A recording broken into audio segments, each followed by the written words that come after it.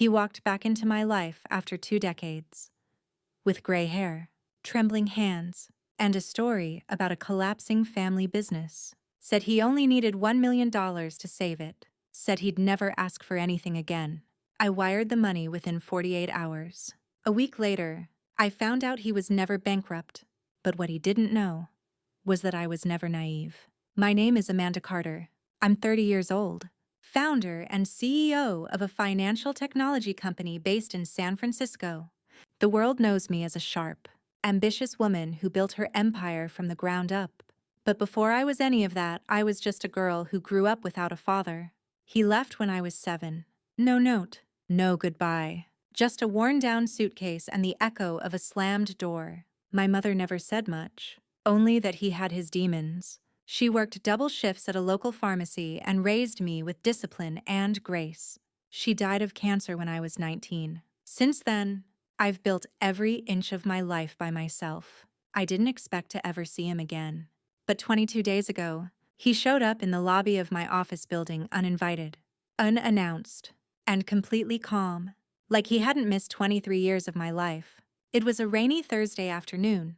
I was closing the final round of a $30 million valuation deal when my assistant buzzed in. "Amanda, there's a man downstairs. He says he's your father." I froze. The kind of freeze where your body continues moving, but your mind lags behind, unable to process the words. My father. I walked to the window. The skyline looked different that day.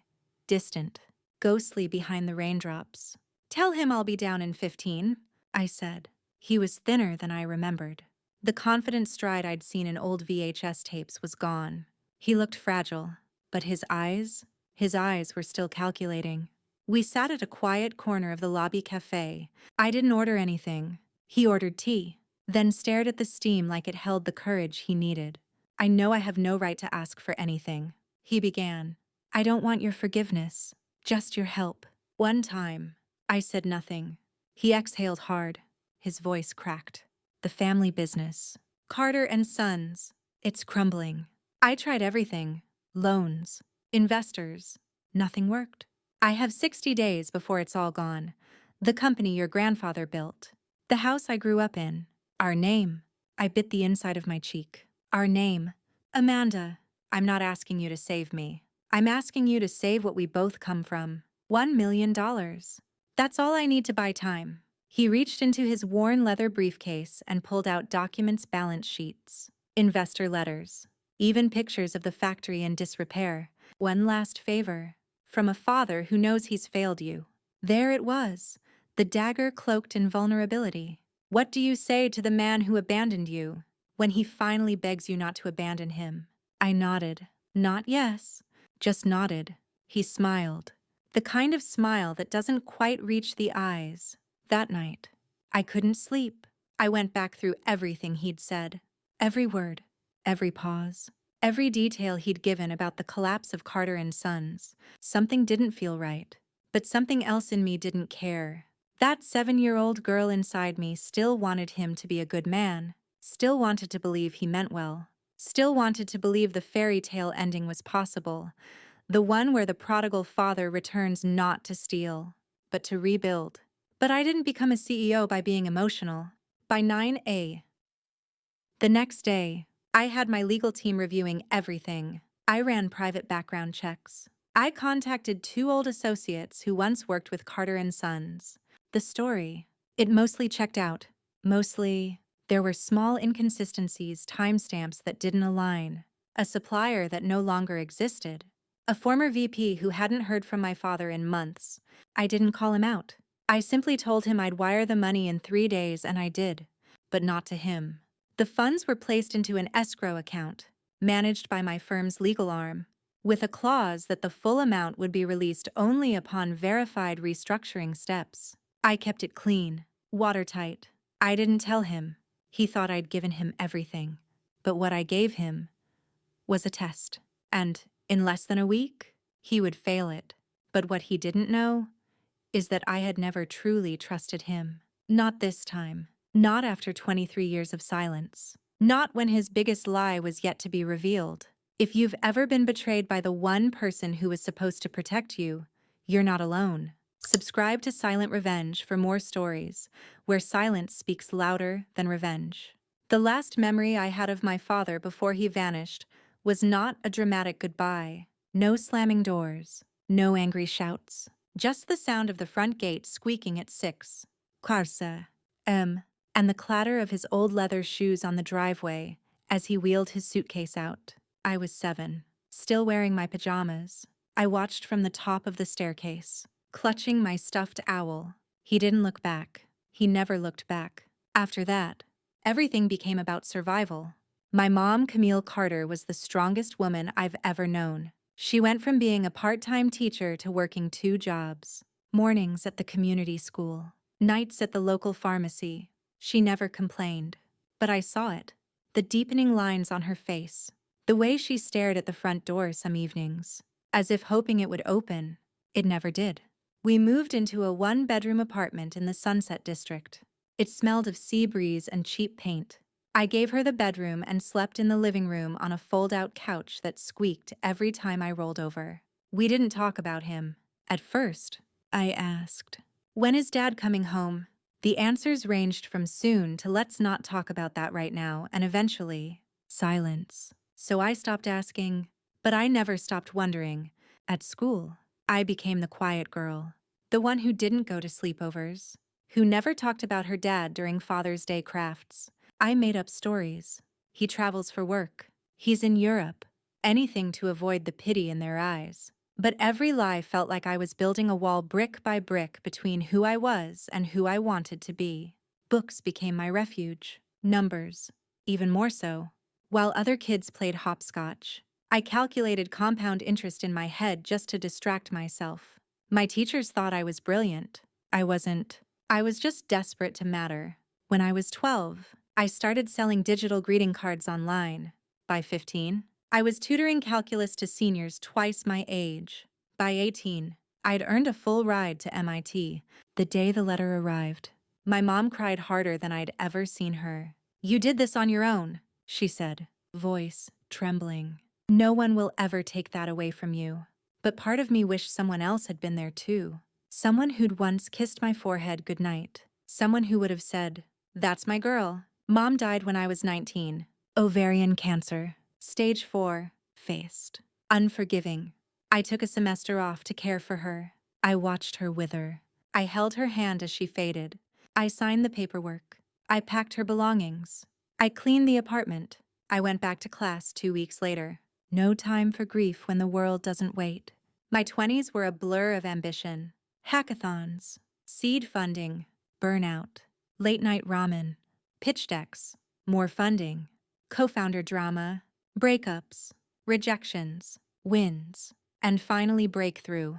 By 28, I had raised $12 million for my fintech platform, ClearLedger, a system designed to eliminate financial fraud through AI-based transparency tools. The irony is not lost on me. I built a tool to detect liars, but I still couldn't detect the one who shared my DNA. I never legally changed my last name, Carter. It clung to me like a stain and a badge of honor all at once. I used to Google him. Not often. Just sometimes. Hoping he'd turned up in a news article. That he'd become a motivational speaker. That he'd turned his life around. He hadn't. All I found were old tax records. A few dated LinkedIn profiles. And one blurry photo from a 2006 company newsletter. No arrests. No obituaries. Just a ghost in a blazer. And yet, deep down, I had always pictured him coming back. Not like a movie, not in some dramatic rainstorm reunion, but something quieter, an email, maybe a birthday card, a knock on the door. But when he walked into my lobby older, slower, with desperation hiding behind polished words, that little ember inside me flared again. The 7-year-old who once watched him walk away, wanted to believe he had finally come back for her. That was my blind spot. That was his opening. And I knew, if I didn't set the rules this time, I would lose more than money. I'd lose myself. Sometimes, the people we long for the most are the ones who taught us how to survive without them.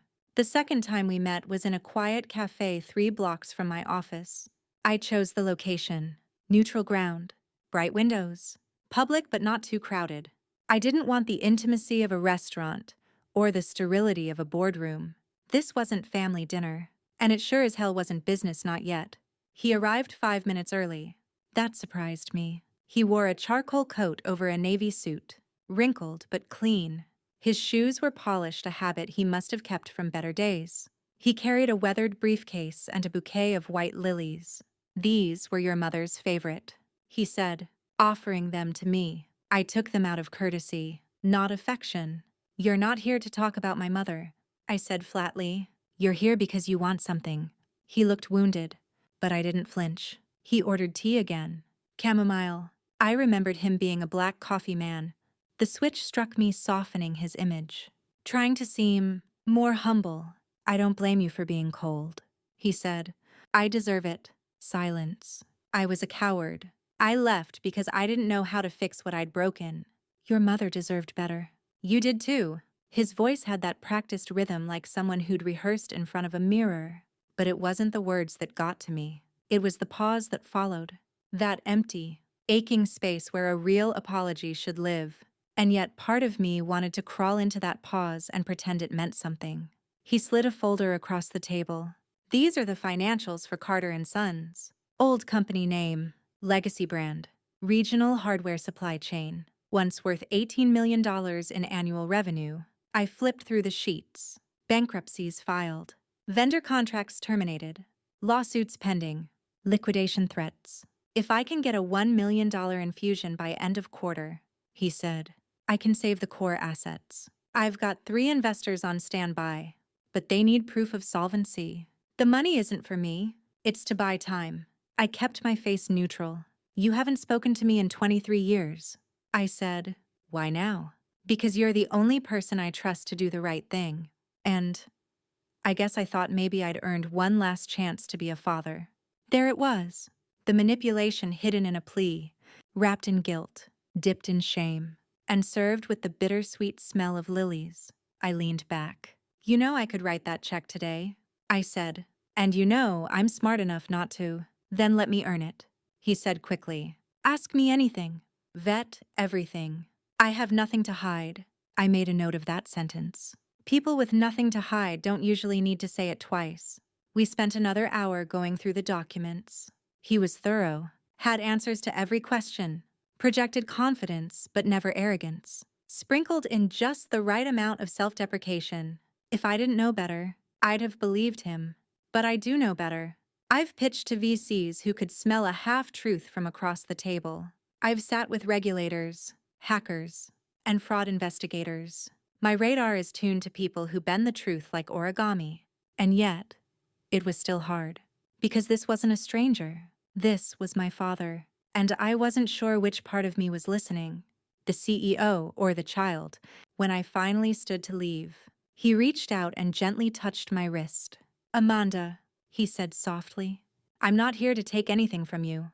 I just want to build something again before it's too late." I looked at his hand. The same hand that once taught me how to draw the letter A in sidewalk chalk. The same hand that waved goodbye and never came back.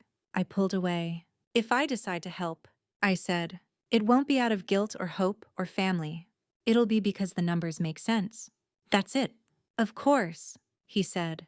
"You've grown into a remarkable woman." "No thanks to you," I thought. I left the cafe with the lilies in one hand and the folder in the other. My head told me to shred both. My heart wasn't so sure. That night, I called my general counsel, my financial advisor, and my cybersecurity lead. "Treat this like a hostile acquisition," I told them, "but don't let him know we're watching." They didn't ask why. They didn't need to. Trust is a currency, and I don't give it away anymore, even to the man who gave me my name. Sometimes the people who walk back into your life are just looking for a new door to escape through. I didn't say yes immediately. Instead, I ran his numbers through 4 different forensic analysts. I had my team cross-check public records, legal filings, and recent asset movements from the remnants of Carter and Sons. Everything appeared to support his story just enough, but there were gaps. Too many assets sold off to private buyers, too many internal memos missing context, too many delays explained with convenient vagueness. It was like a building just barely standing, where the scaffolding looked stronger than the structure itself. The question wasn't if it would fall. It was when and who'd be crushed underneath it. Still, I made a decision. I would wire him the $1 million, but not because I believed him, because I wanted to see what he would do with the illusion of trust. The terms were airtight. The funds would be placed in a short-term escrow account, controlled by an external trustee from my legal firm. Disbursements required documentation, certified invoices, signed vendor contracts, confirmation of restructuring strategy. Each dollar would be monitored, timed, and recorded. No offshore movement, no emergency withdrawals, no friends of a friend middlemen. All expenses had to align with the recovery plan he had submitted. And most importantly, I retained veto power. If I sensed deception, I could freeze everything within 60 seconds. I called him that evening. "I'm moving forward," I said. "The money will be in escrow by Friday." There was a pause, a beat too long. "Amanda," he said, "you don't know what this means to me." "You're right," I replied. "I don't." I could hear the air shift on his end, his posture adjusting, voice softening. "I promise, this will be different. You'll see." The next morning, he sent a message. "Thank you for believing in me." I stared at it longer than I should have. It wasn't belief. It was surveillance disguised as mercy. By Friday, everything was in place. My finance team executed the transfer at 11 Swat mem. Sharp. The wire confirmation appeared in our shared system. My legal advisor flagged the escrow activity. I assigned 2 internal auditors to shadow every movement. They wouldn't interfere unless I gave the word. We were watching, but he didn't know. I expected him to call. He didn't. Instead, I received a neatly worded email that read more like a press release than a thank you. "The funds have arrived. I'll begin immediate deployment to priority restructuring segments. We'll keep you updated." Professional, cold, distant. It was almost disappointing. I checked the activity log 3 times a day. Monday, Tuesday, Wednesday, invoices, staff payouts, legal fees, equipment renewals, all seemingly normal, but something gnawed at me. The transactions were too neat, as if they'd been prepared in advance, staged for my approval. None of the notes felt conversational. All were clinical, predictable, pre-approved. It felt like I was reading from a script written for me. Then, on Thursday night, I received an alert, a flagged expense, vendor payment request. Crescent Holdings, LLC, $140. Neosazo, Memo, Consulting Services. I'd never heard of Crescent Holdings. Neither had my legal team. The company was based in the Cayman Islands, registered 2 months ago. No employees listed, no office address, no website. But one document caught my eye, a digital signature from R. Carter authorizing the payment. I didn't call him. I called the trustee. "Freeze the disbursement," I said. "Flag any further transactions linked to Crescent Holdings. I want everything routed through manual review." Understood. 3 hours later, my father called. "Hey, just saw the hold. What's going on?" His tone was casual, but tight, like someone trying to sound calm while holding a grenade. "Just protocol," I said. "We run compliance checks on all offshore entities." "It's a temporary consultancy," he said quickly. "They're helping with vendor negotiations." Funny, I couldn't find a single person who's ever worked with them. Silence. Then a sigh. "Amanda, are we really going to do this?" "We already are." He didn't yell, didn't accuse, didn't plead. He simply said, "I see," and hung up. That night, I watched the transaction logs like they were a live feed from a crime scene. Nothing moved, no activity, no notes. Just a blank space where trust should have lived. The next day, I received flowers at the office, white lilies. Again, no card, no note. Just like before, except this time, they didn't feel like an apology. They felt like a warning. Not all betrayals begin with a lie. Some begin with a thank you. 3 days passed. Not a single disbursement was requested. Not a single email sent. My father, the man who had promised urgency, dedication, and progress, went quiet. It was the kind of silence that doesn't signal peace. It signals movement behind curtains. I didn't break it. Not because I wasn't tempted to, but because I wanted to see how long he thought I'd stay blind. On the fourth day, I received a package. No return address. Just my name, written in handwriting that was unmistakably his. Inside, a photo album. Old pictures. Me. As a baby. Me. On my first bike. A folded ticket from my 6th grade piano recital. Newspaper clippings about my startup. There was a note tucked in the back. I may have been gone, but I was watching. I was proud. I just didn't know how to come back. It was manipulative, beautifully so, the kind of emotional bait that dares you to accuse the fisherman. But I wasn't that little girl anymore. I scanned every page. Every item was real, but none of it changed the fact that he was still trying to buy time with sentiment. That evening, I called my forensic compliance lead. Deep dive everything again, I said. Crescent Holdings. Every company connected to it. Every account. Every name. Already on it, he replied. And you're going to want to see what we found. Crescent Holdings was a shell, but it wasn't the only one. 3 other entities had emerged from the shadows. Maple Glen Consulting registered in Belize. Triunity Ventures Incorporated in Cyprus. Westby Digital set up just 6 weeks ago in Nevada.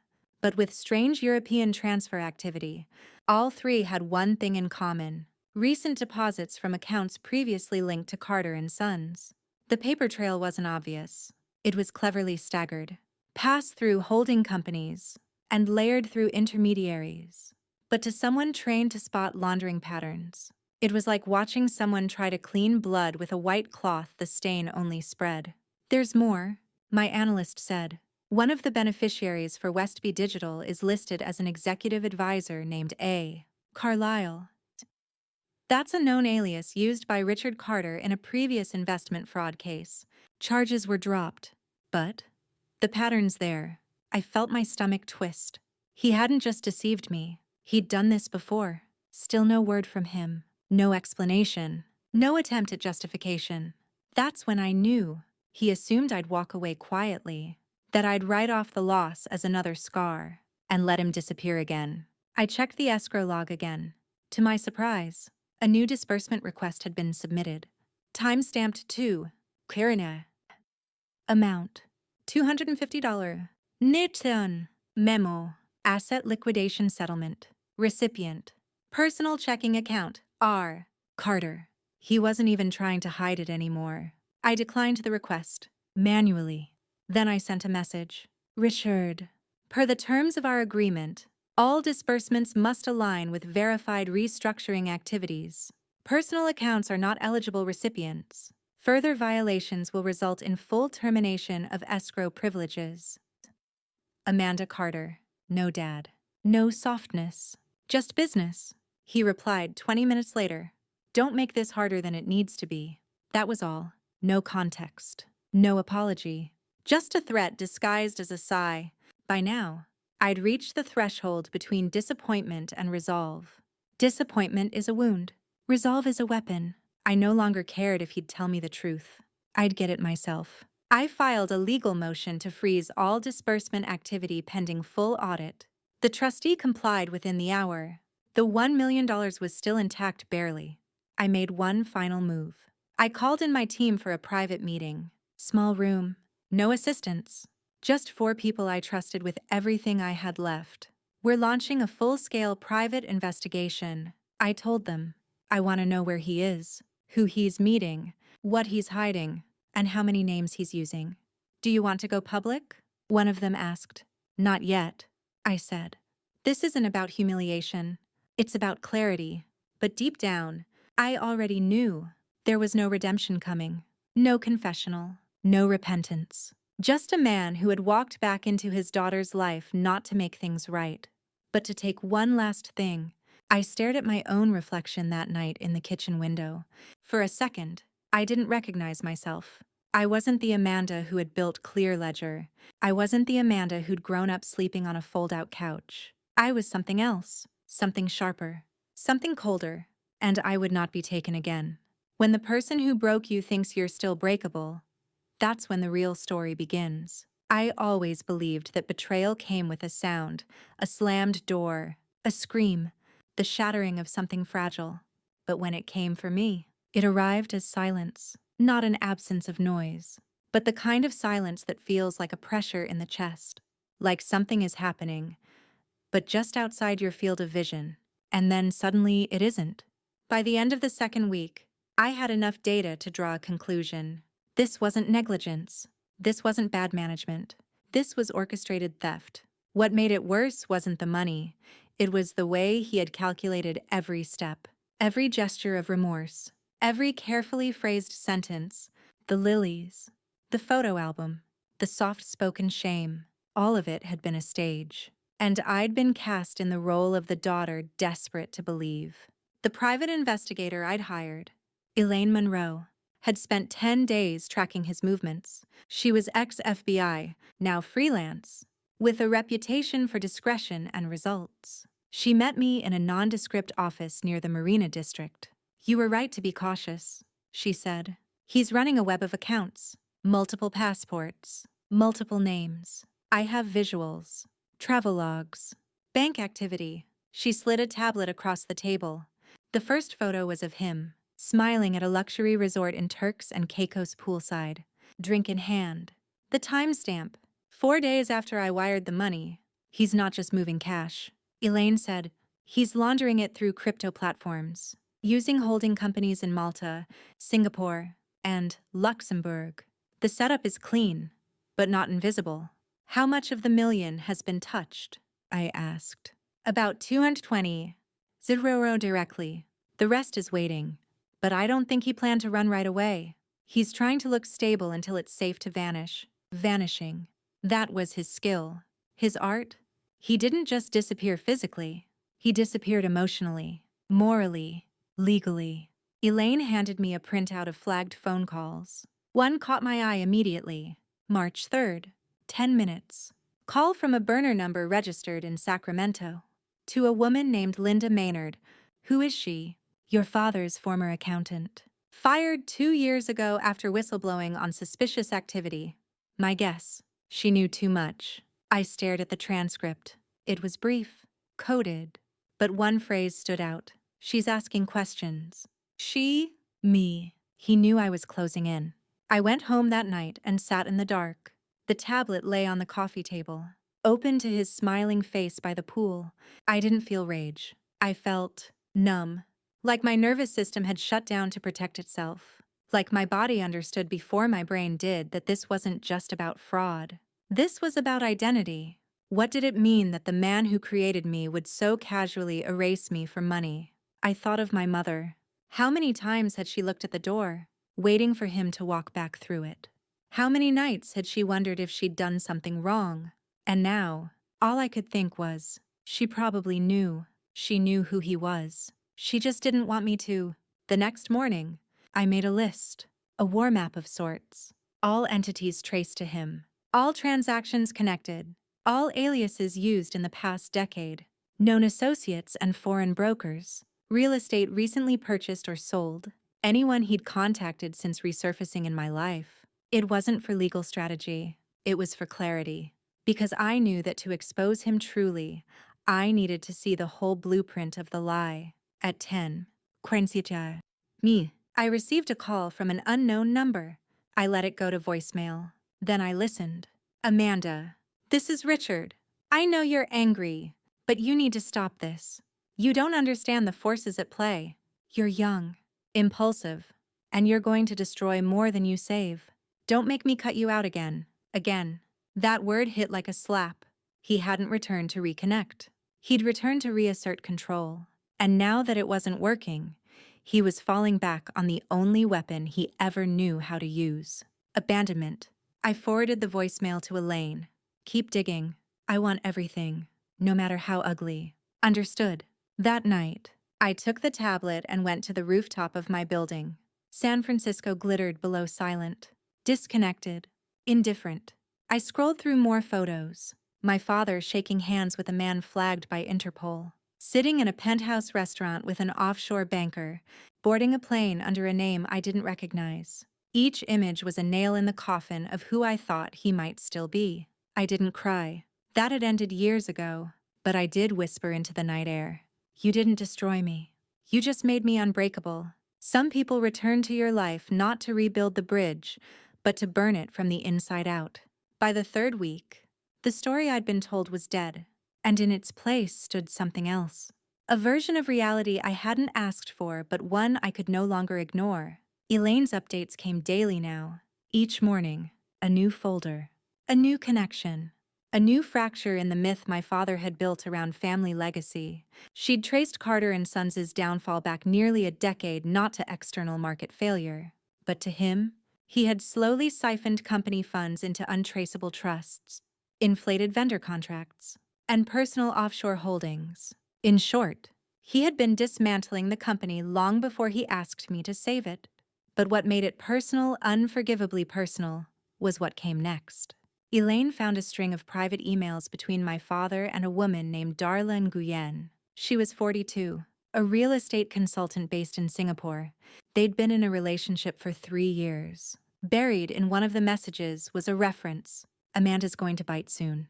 I've dressed it up with just enough damage to look real. She'll want to play the hero. Once it lands, we're clear. I stared at that line for 10 minutes. Then I read it again, and again, until the words weren't words anymore, just echoes of how naive I had been. He didn't just steal from me, he planned it with someone else. He talked about me like I was a chess piece, not a daughter, not a human being, just a predictable move on a board he thought he controlled. Elaine watched me carefully. You okay? No, I answered, but I'm awake now. I asked her to walk me through the timeline again, slowly. She laid it out like a prosecutor preparing a closing argument. 9 months before his return, he established Crescent Holdings, the shell entity for laundering.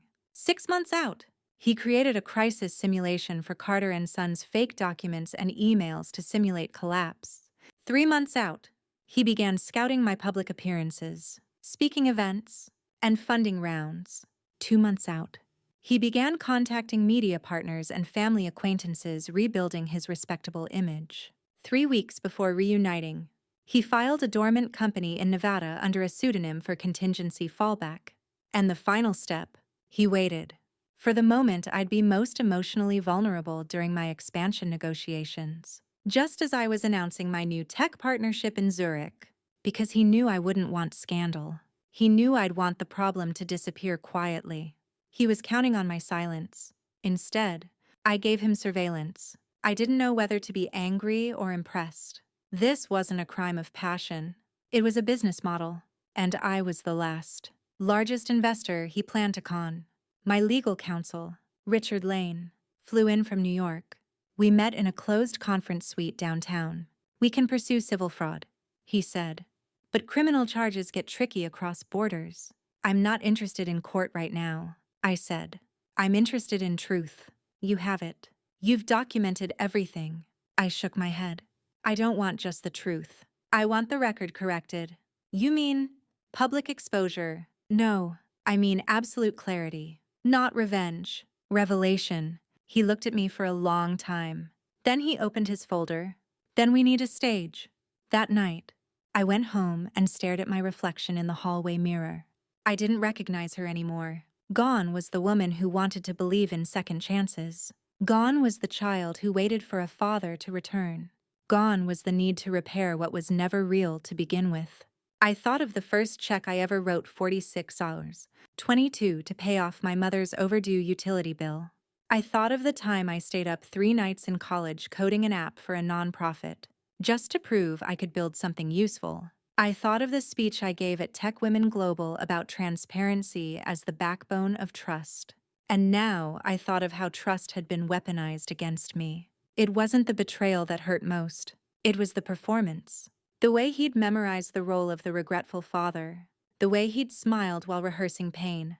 The way he'd hugged me like it meant something when all it meant was checkmate. That's when I made my decision. I wasn't going to destroy him. I was going to let the truth do that. But I'd be the one holding the flashlight. Some betrayals are so deep. The only response isn't revenge, it's revelation. Not to punish, but to expose. The decision wasn't dramatic. There was no storm, no wine glass hurled against the wall, no rage-soaked breakdown, just a woman sitting at a desk, staring at two folders, one marked Richard Carter, the other marked me, one filled with lies, the other filled with receipts. And for the first time in weeks, I knew exactly what I was going to do. We started with the money, my internal fraud team, paired with Elaine's field contacts, created a spiderweb diagram of every entity tied to my father over the past 15 years. Each line told a story. Each name was a mask. Each deposit was a thread waiting to be pulled. It was elegant. In a disturbing way, a financial illusion layered across continents. Wire transfers staggered between dummy corporations. Investments routed through crypto exchanges. Assets purchased and resold under new shell names. He wasn't just hiding money. He was hiding from truth. But now, truth had a team. I appointed Haley Park, my director of compliance, as lead project coordinator. We met daily in a glass-walled war room with a whiteboard that grew more cluttered by the hour. Every alias, transaction, destination, and contact was logged, dated, and cross-referenced. If my father had sneezed in a foreign airport, we would have traced the tissue. "What's our endgame?" Haley asked one afternoon. "Clarity," I replied, "and containment." We didn't go to the press. Not yet. We went to regulatory partners' quiet calls, unofficial tips, discreet evidence drops. We let them discover what we'd already proven. That's the difference between exposure and strategy. You don't scream. You whisper into the right ears and let the system start to hum. 3 weeks in, the network began to unravel faster than expected. An executive at a partner bank in Zurich flagged suspicious transfers. A small accounting firm in Malta went dark after being contacted. A former associate in Singapore abruptly resigned after being subpoenaed. And through it all, he still said nothing. No emails, no phone calls, no notes. Just absence, which, for him, was presence. But we weren't just tracing his past. We were preparing a move, a controlled confrontation. Haley and Elaine began scripting scenarios. Scenario A: legal authorities freeze all known assets, alert him, and pressure him into settlement. Scenario B: we leak internal documents through financial journals, drawing investor and regulatory attention. Scenario C: we stage a corporate event where the evidence is delivered directly, face to face, in front of key stakeholders. Guess which one I chose? He had always counted on me staying quiet, that I'd handle it internally, that I'd be too proud to make it public. He was wrong. I wasn't doing this to humiliate him. I was doing it to disconnect from him permanently. Not just financially, not just legally, existentially. Meanwhile, Elaine uncovered something that stopped me cold. A voice memo, buried in a deleted WhatsApp archive, stored under a fake backup ID, recovered with encrypted software. It was his voice, tired, quiet, but clear. Amanda will overthink it. That's her weakness. She won't go nuclear. She'll try to manage it, protect the brand, buy time. She always needs control more than closure. He'd analyzed me, used my very strengths: caution, planning, professionalism as reasons to assume I'd never retaliate. It was the most insulting thing he'd ever said, because he wasn't wrong, at least, not before. But something had changed. This wasn't about closure anymore. It was about truth. Because truth doesn't need to scream. It just needs to be undeniable. I stared at his face on a grainy security still taken 3 nights earlier. Dining at a rooftop restaurant in Florence. He looked happy. He looked free. He looked finished. And he had no idea what was coming. When someone builds their empire on silence, all it takes is one voice, steady and unshaken. To bring it down, we set the stage like a corporate sting. But with better lighting, my father had always relied on the fact that I wouldn't want drama, that I'd protect my name, my company, my public image at all costs. What he failed to understand was that I was protecting those things not by staying silent, but by choosing the right moment to speak. And that moment had arrived. The event was a formal roundtable in Milan, an annual gathering of family-owned European investment firms and high-net-worth families.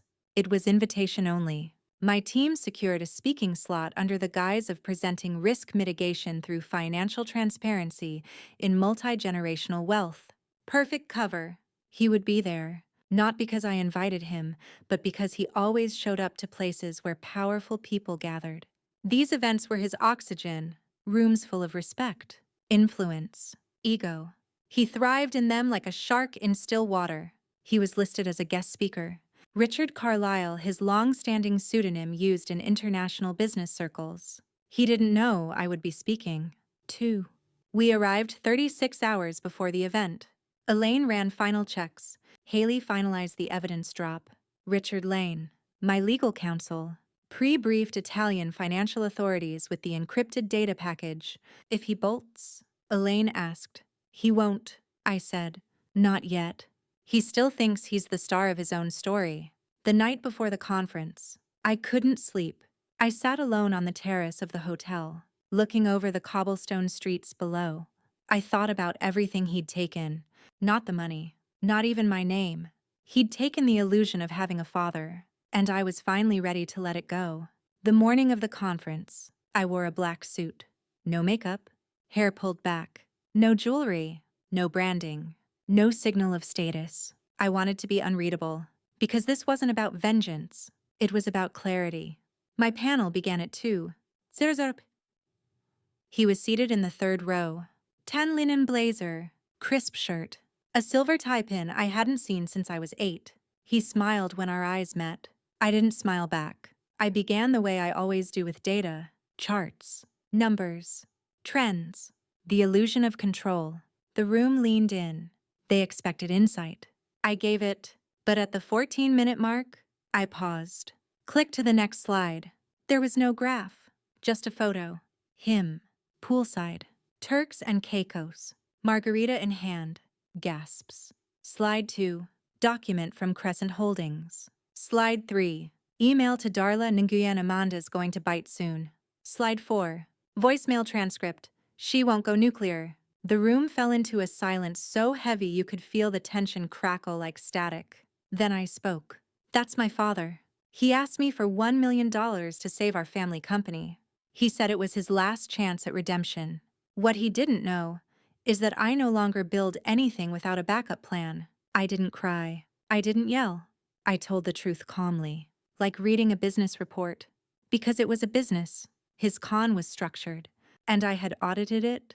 Halfway through the presentation, he stood. This is slander, he said loudly. I looked at him without blinking. No, it's documentation. The moderator froze. The audience didn't move. And then, from the back of the room, 2 plainclothes officers stepped forward. Detective Anna Vescovy, whom we had briefed earlier, nodded once. Mr. Richard Carter, or should we say Carlyle, you are being detained for questioning related to international wire fraud and financial misrepresentation under Article 648 of the Italian Penal Code. His face turned pale, but even then, he tried one last time. Amanda, he said softly, you don't have to do this. I stood still. You already did. He was escorted out. The room buzzed. Whispers. Phones raised. Screens lighting up. But I didn't stay for the questions. I stepped down, walked out the side entrance, and disappeared into the courtyard. In the quiet that followed, I didn't feel triumphant. I felt still, like something that had been tearing inside me for years had finally snapped free. Not cleanly, but completely. That night, I watched the news alone. They didn't name me, but they named him. American financier detained in Milan over international fraud investigation. Allegations involve manipulation of family funds under false pretenses. A photo appeared on screen. His face, blurred behind a police vehicle. I turned off the TV, not because I didn't care, but because I already knew how the story ended. He wasn't the man who ruined me. He was the man who revealed me. Justice doesn't always wear a courtroom robe. Sometimes, it wears a microphone and a daughter's voice. Unshaken. I didn't plan to speak again. After the presentation in Milan, I had told myself I was done. The evidence had spoken. The systems I'd trusted were in motion.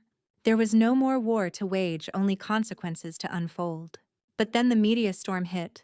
And with it came a wave of narratives, some true, most not. Some painted him as a misguided father, others as a cold-blooded thief. But more troubling, some painted me as an overreactive daughter, a tech heiress with daddy issues, airing private matters in public. That was the final insult. Not because I needed vindication, but because other women were watching. Other daughters, other sons, other survivors of blood-bound betrayal.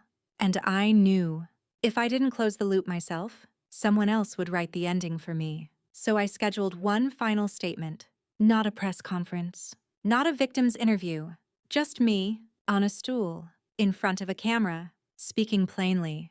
No lighting tricks, no branded backdrop. Just one person telling the truth and letting it fall where it may. The video went live at 7 Pacific.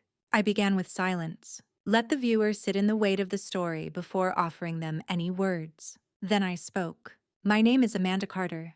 3 months ago, I wired my father $1 million. 1 week later, I found out he never intended to use it for the purpose he claimed. I laid out the facts calmly, methodically. The false bankruptcy, the shell companies, the fabricated crisis, the emails, the tracking, the voice memo. No emotion, no trembling, just facts. And then, just before the end, I said what I had waited years to say, not just to the camera, but to the child inside me who still wanted her father to come home. This isn't about money. It's about manipulation. It's about how people can weaponize your loyalty, your history, and your hope against you. I didn't go public to humiliate him. I went public so I could finally stop hiding. Because silence doesn't always equal strength. Sometimes it equals shame. And shame is not mine to carry anymore. The video reached 3 million views in 48 hours. But I never looked at the numbers. I looked at the comments. Thank you for this. I loaned my mother my entire college fund. She never paid it back and stopped speaking to me. This was my sister. I still can't say it out loud. But you just did for me. Watching this was like watching my own story, but with an ending I never got. My inbox flooded with messages from people I would never meet, but who had lived variations of the same wound. Love as leverage, family as currency, trust as a trap. Meanwhile, the legal system moved slowly as it does, but steady. Interpol held him under financial crimes violations. Italy froze his accounts. Ooh. Sis. Regulators began an inquiry into legacy fraud tied to Carter and Sons. And quietly, without fanfare, a notice was sent to his legal counsel. Motion filed to revoke Richard Carter's U.S. citizenship under criminal fraud precedent. He would never set foot in my country again without consequence. He would never open another bank account under his own name. He would never speak at another conference, sign another investor contract, or call himself a mentor. Not because I punished him, because I exposed him. The last message he ever sent me arrived 2 weeks after the broadcast. No subject line. Just one sentence. You were always smarter than I wanted you to be. I didn't reply. Not because I was angry, but because there was nothing left to say. I kept the lilies, the ones he sent the day after the wire transfer before the lies unraveled.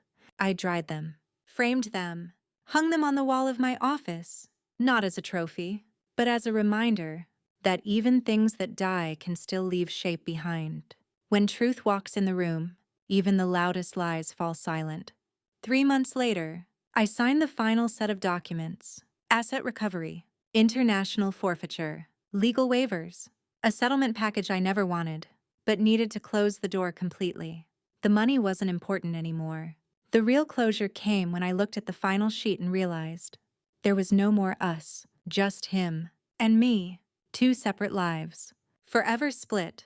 People often assume there's a triumphant moment after justice, some dramatic catharsis, champagne bottles and headlines, standing atop a metaphorical mountain. But in reality, it's quiet. It feels like returning to an old room that once smelled like grief and finding only dust. I took a leave of absence from my company. Clear Ledger could run without me. I needed space not just from business but from being defined by the betrayal. I traveled, not to escape, but to breathe. I walked the beaches of Porto, wandered stone paths in Kyoto, sat alone in a church in Prague, and let the stained glass filter sunlight across my knees. And I thought about her. The version of Amanda that existed before all of this. The girl who once believed that loyalty could fix everything. The woman who thought silence was strength. I loved her. But I wasn't her anymore. My therapist asked me, during one of our last sessions, if he showed up again tomorrow, what would you say? I didn't answer immediately, because there were 1,000 things I'd wanted to say. But in the end, I settled on just one. You taught me everything I needed to become by showing me exactly what I refused to be. The media cycle moved on. Another scandal. Another rise and fall story. Another betrayal. Neatly packaged for public consumption. But my inbox stayed full not with journalists or lawyers, but with strangers. Letters, messages, journal entries. People pouring out their truths in response to mine. Some had forgiven their betrayers. Others never got the chance. But they all said the same thing. Thank you for showing me I'm not weak for wanting the truth.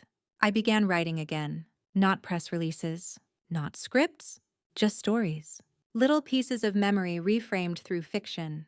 Dialogues with my mother. Imagined. Letters to the girl I used to be. Stories where daughters didn't have to choose between silence and survival. I never rebuilt a relationship with him. Not because I hated him, but because what we had wasn't a relationship. It was a transaction in disguise. And the contract had expired. One spring afternoon, I walked past a bookstore in San Francisco and saw a display in the window. The Myth of Blood Loyalty, Breaking Cycles of Generational Manipulation. My name was printed across the bottom in gold foil. I laughed, not because I'd become an author, but because it felt like a message from the universe that I had finally, fully, let go. I bought one copy. Just one. Gave it to a woman I met on the flight home. She told me her brother had emptied their parents' savings and vanished. She didn't cry when she told me, just looked tired. When the plane landed, she hugged me like we'd survived the same storm. And I didn't win anything. I didn't reclaim something stolen. What I did was shed something heavy. The need to make him explain. The need to make him see. The need to still be someone's daughter even when that someone was never really a father. Now, when I think of him, it doesn't hurt. It doesn't burn. It just echoes like a name you once whispered in the dark, hoping it would echo back. And when it didn't, you learn to build your own voice. Letting go doesn't mean forgetting. It means remembering without bleeding. Forgiveness is not something you grant to excuse the past. It's something you allow to free your future. I used to believe forgiveness meant saying, it's okay, that it meant reconciling, letting someone back in, starting over. But now I know forgiveness has nothing to do with the other person. It's not about letting them go. It's about letting yourself go from the weight they left behind. I didn't write to him again. Never visited the detention center. Never answered the letters forwarded through lawyers and intermediaries. The first one arrived a month after his extradition hearing. Then another, and another, each one handwritten. Rambling, sometimes apologetic, sometimes bitter, sometimes confused. He wanted a response. What he got was silence, because my voice was no longer for him. Still, I read every word, not out of sentiment but to study the anatomy of manipulation, even after being caught, even after the evidence and consequences. He still framed himself as misunderstood, a victim of his own desperation, a man trying to do right, even if it looked wrong. It took me time to realize he would never see the story the way I lived it, because to him, I was never a daughter. I was always a resource. And yet, I forgive him, not because he asked, but because I needed to stop carrying the version of myself who waited for him to change. That girl deserved peace. There's a bench on the edge of Golden Gate Park that overlooks a small pond.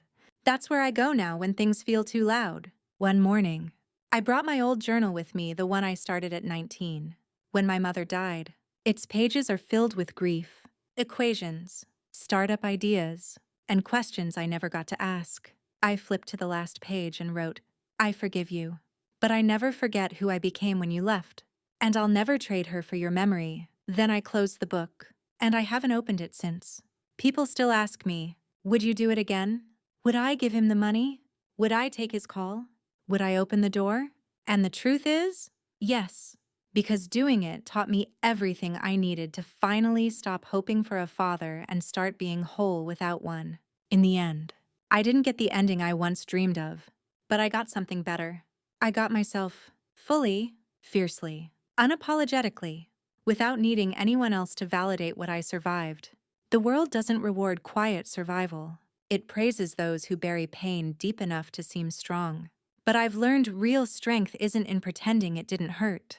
It's in saying, it did, but I'm still here. And I'm not afraid to tell the story. To those watching, those reading, those carrying silent betrayals, you don't owe your pain a spotlight, but you do owe yourself a release. And if that release begins with truth spoken, written, whispered, or screamed, then speak it. Even if your voice trembles, especially if it does. My name is Amanda Carter. I am not the girl he walked out on. I am not the woman he tried to deceive. I am the author of my ending. And it is mine entirely. Forgiveness doesn't reopen the door. It closes it quietly, from the inside, and lets you walk forward, finally free. Each episode is a slow burn of suspicion, sorrow, and strength. And when justice finally comes, it doesn't knock, it shatters. Are you ready to listen to the next voices that were silenced? Subscribe now to step into tales where the wounds are real, the pain is raw, and the revenge is unforgettable.